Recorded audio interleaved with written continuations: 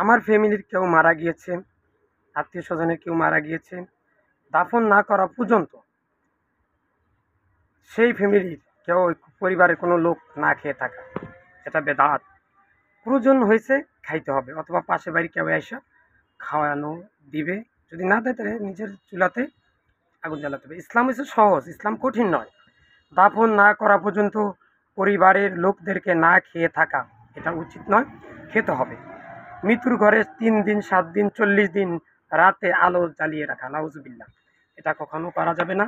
এটা পূর্ব দিকে মানুষেরা করতো, জাহেলিয়াত, যেটা ইসলাম এটাকে সমর্থন করে না। আমরা 5 ওয়াক্ত নামাজ পড়বো, কোরআন এবং সহিহ হাদিসের আলোকে আমাদের পুরো জিন্দেগিটা অতিবাহিত করব।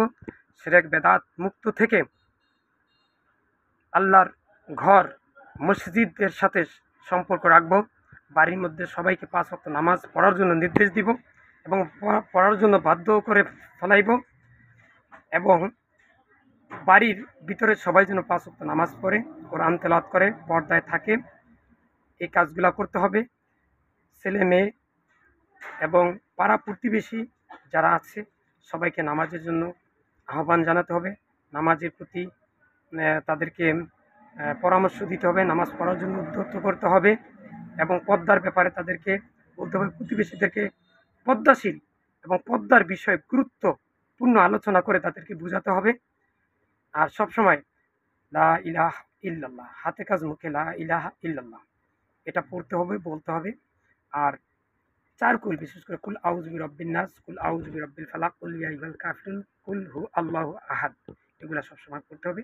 ইয়া আল্লাহ, আমি সহ পৃথিবীর সকল মুসলিম উম্মাহকে তুমি শিরক বেদাত কুফরি মুক্ত রেখে সবসময় লা ইলাহা ইল্লাল্লাহ পড়ার তৌফিক দান করো, এবং মৃত্যুর সময় যেন আমাদের মুখ থেকে লা ইলাহা ইল্লাল্লাহ এই শব্দটাতে যেন বাহির হয়।